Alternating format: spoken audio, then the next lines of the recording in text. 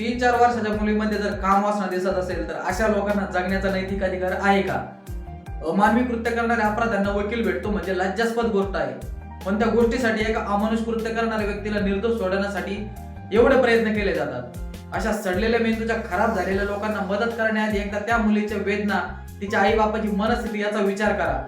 Social मीडियावर फक्त reel वर ढकलू नका. चांगल्या कामासाठी सोशल मीडियाचा वापर करा.